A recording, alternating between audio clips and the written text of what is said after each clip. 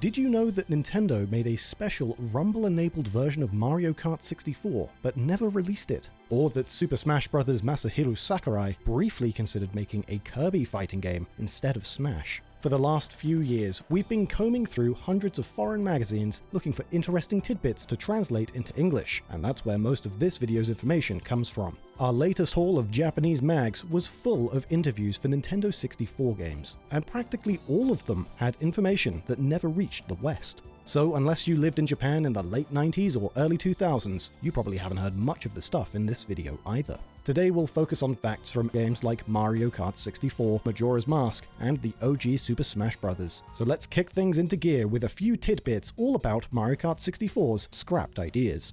We're going to start things off with a quick look at a Shigeru Miyamoto interview from a 1996 issue of Famimaga 64. The interview took place at Nintendo's Space World event that same year, where Nintendo showed off tons of games like Zelda 64, Earthbound 64, Star Fox 64, as well as the game we're talking about first, Mario Kart 64.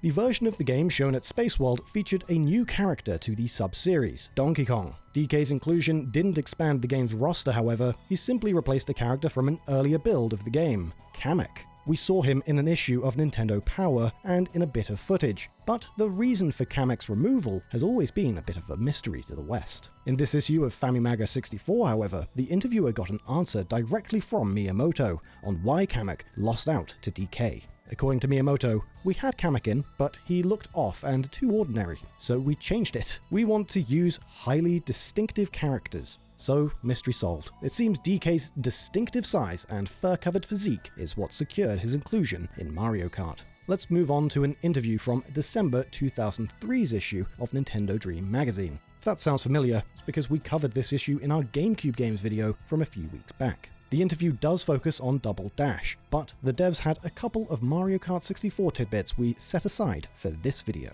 Halfway into the interview, the devs start talking smack about the Chain Chomp item, saying it's annoying, but only when someone else has it. Whichever dev holds the leash will sing its praises. All the banter seems to jog Double Dash director Kiyoshi Mizuki's memory, who reveals the team seriously considered having Chain Chomp items in Mario Kart 64. Mizuki said, "We'd actually talked about including Chain Chomp since the N64, and so put him in this time as a test. Before we made the adjustments, everyone was very happy with him. MK64 did have chomps, but they're only on Rainbow Road, and they are stage hazards, not items. The devs don't say why chomps weren't items on the N64, but seeing as how almost every 64 dev story is about tackling restrictions, it seems technical limitations likely kept chomps from leaving Rainbow Road." So producer Sugiyama was the visual director on Mario Kart 64. And according to him, one of the goals for this GameCube sequel was to achieve everything they couldn't do on N64. 64's characters were just 2D sprites on a polygon pivoting on a single point. That made steep slopes and falls look awkward, which is partly why 64's courses favored flat designs. But this also prevented the devs from implementing another feature that ended up in Double Dash. Later in the interviewer mentions how great it is to replay footage using Double Dash's new replay feature. Then Sugiyama brings up some interesting MK64 history, saying, "That was another thing we wanted to do on N64, but couldn't. This was partly due to that awkwardness of 2D sprites on sloped terrain we mentioned. But Takahashi says that the limited angles the characters could be displayed in also played a role. So basically, the replay feature was held back until the team could make a fully 3D Mario Kart and avoid cumbersome visuals." Jumping to another edition of Nintendo Dream, back when it was called 64 Dream, their October 97 issue has an interesting blurb on Mario Kart 64 in response to a reader's question.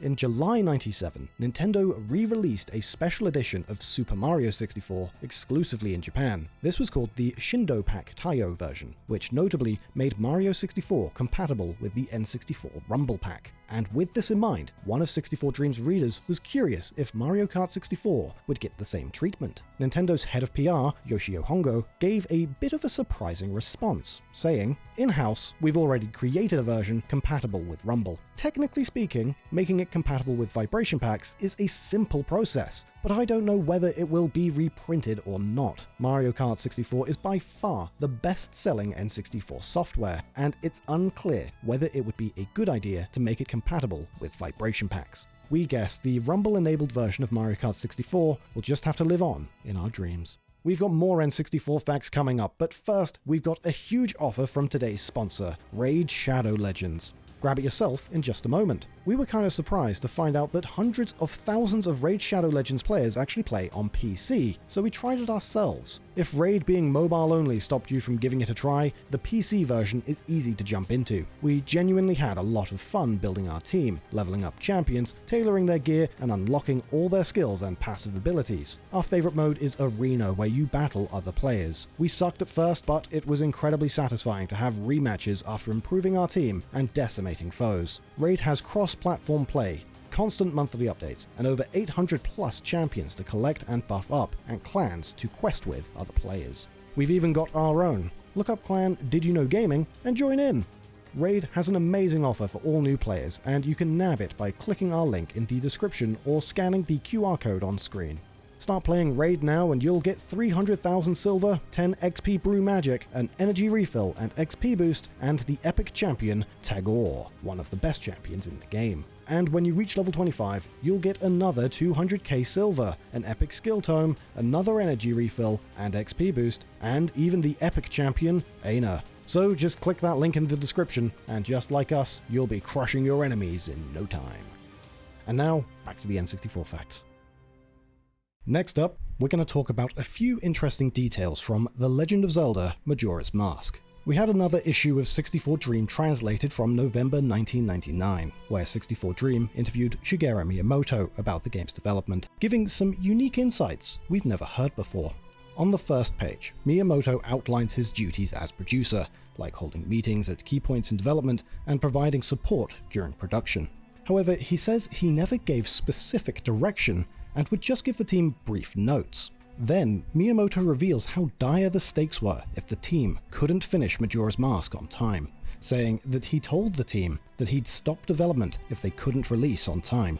64 Dream pushes for clarification, asking, "Are you saying that you'll stop the release of Majora's Mask?" To which Miyamoto responds, "That's right. For example, if we got to November and were told it needed another year to complete, at that point it would take so long it would get in the way of Dolphin. So Nintendo needed the GameCube, then known as Project Dolphin, to have games for its launch window so badly that Miyamoto was willing to cancel Majora's Mask to ensure the Cube's success." This is followed by something else we've never heard before and couldn't find in any wiki, article, or interview.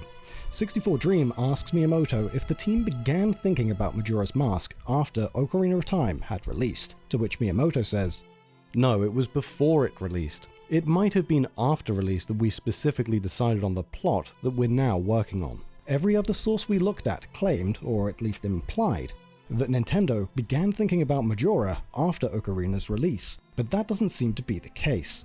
On some level, the team were already considering a shorter game that reused Ocarina's assets other than Ura Zelda." Miyamoto also brings up that the team wanted to make Majora accessible for all gamers, after their market research revealed that most players quit Ocarina of Time after around the Fire Temple or sooner. In light of this, they aimed to design Majora's Mask in a way that around 80% of players could beat the game. From here, 64 Dream asks if Miyamoto's wife reached the end in Ocarina, to which he says, no, she's still in the Shadow Temple. The conversation eventually switches focus to the game's masks, and why the devs made them such a central feature. According to Miyamoto, with Ocarina of Time, when it came to how deep we could delve into all of the different characters, there were a lot of inadequacies. We decided to make a plot entwined with masks to make the characters come more alive this time. We hadn't used the mask gameplay system to its full extent anyway.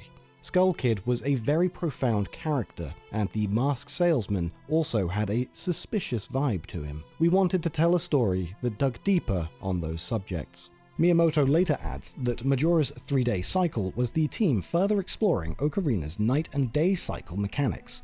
Later on the same page, the interviewer expresses concern about Majora's passage of time, and that the moon might fall while they're in the middle of solving a puzzle.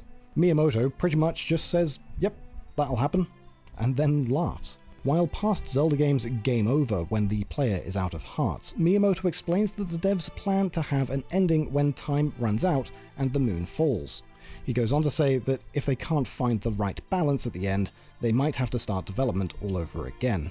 A situation, he says, is a producer's biggest concern. He ends the thought by saying, "Well, that's something we're testing now, just how bad it would be. Right now, it's bad in a pretty good way." Next up is the N64 classic, Super Smash Bros. For this segment, we translated 64 Dreams' February '99 issue, which interviews two men who need no introduction, Masahiro Sakurai and Satoru Iwata. Sakurai kicks things off, talking about how they chose the game's characters, saying they purposely set aside the question of which characters they'd use early on. Although the characters and world would ideally be decided at the planning stage, they chose not to, as they were concerned that if the characters lacked punch, the game might be ignored upon release. From here, Sakurai goes into detail about how the project got started, saying, "There were few games on N64 when we started the project. There was a need to put out something impactful as soon as possible. We started in September of '97. But actually, even before then, we were working on another action-adventure game. Iwata and I started with a test version ROM and gave an official presentation to Nintendo and Miyamoto. There we decided we'd go with an action-adventure, so I was writing the plot on my own for a while. But it turned out that Zelda's development was also progressing into a 3D action-adventure, and it seems having two big titles in the same genre wouldn't be good for business." 64 Dream asks what happened to Sakurai's project, to which he explains, "I don't think we'll make that action-adventure game. The project's theme was past its expiration date, and we need to steadily cut things that aren't fresh. We would have needed 3 or 4 years to complete it, which would have been another bottleneck." This prototype was briefly mentioned by Sakurai in one of his YouTube videos about creating games. In that video, he says it was an RC robot adventure game where you hacked into security cameras to progress. He also mentions that the game could take another 2 years to make, but in the video he doesn't go into quite as much details, so it's nice to have a bit more background on an unreleased Sakurai creation.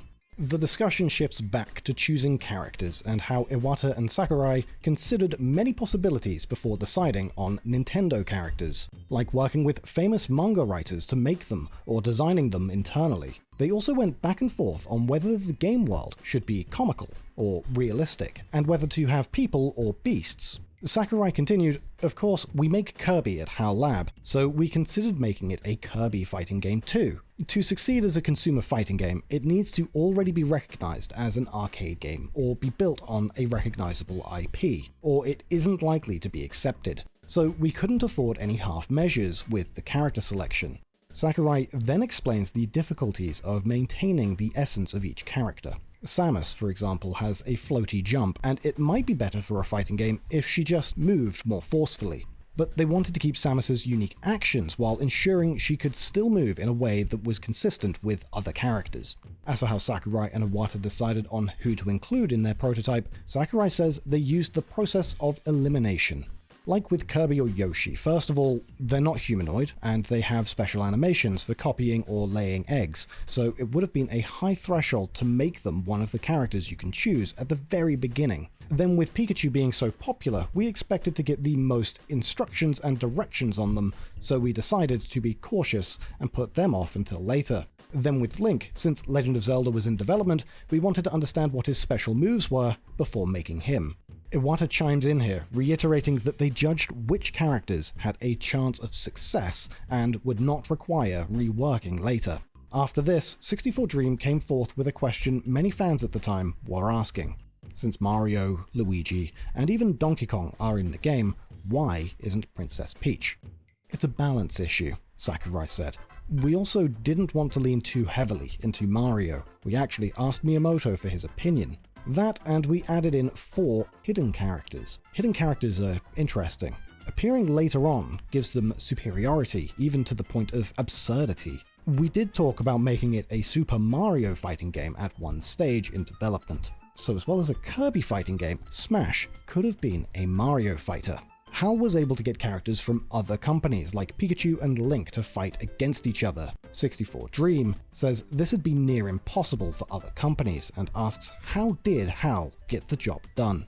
Iwata thinks it could have something to do with HAL's location being between the developers in Tokyo, who made Pokemon, and Miyamoto and other devs in Kyoto. And if you factor in that they made a name for themselves with Kirby, everything aligned for Smash to happen.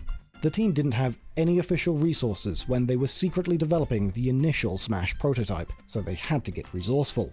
The prototype featured Mario, Donkey Kong, Samus, and Fox, and Sakurai had to make the models himself using photos as references. Sakurai continued, the first stages we got working were the Kirby stage and Metroid stage, and we chose them because all we would need is to get the atmosphere of them right. Those two series hadn't released any polygon games, so we had freedom in how we made them. Having to fit so many characters from so many different creators in Smash seems like a challenge, so 64 Dream asked the duo if any issues popped up with other developers. Everything would be fun if it went the way we thought it would, but things don't go that well in real life, Iwata said. There are things here and there that make certain characters hard to make in polygons. Then Sakurai added that they'd have meetings with the devs and show them their progress, but they didn't get as many requests to alter characters as they thought they would. Iwata says the developers were nice, even though he and Sakurai thought they'd be the strictest critics. But of course, the devs knew better than most how tough it was for Iwata and Sakurai. To resolve the issue of why so many characters from different worlds could appear together, the devs made it so they were toys fighting, figures that appear to have come to life. Interestingly, this idea actually came from Earthbound creator Shigesato Itoi. Sakurai said, "At the time, we were planning to put it on display at a show and needed to hurry to come up with the title, and showed it to Itoi. He asked what we thought of having them be dolls. It seems in Itoi's head, it must have been just like Toy Story, with toys jumping out and fighting. I also wanted to make use of the music and each character's motifs, so I thought having them be dolls with a will of their own would prevent the distinctive characteristics of the characters from being contradicted." Did you also know that tons of Nintendo 64 games actually never existed, but that there's a few no one really knew about? For more on that, check out the video on screen.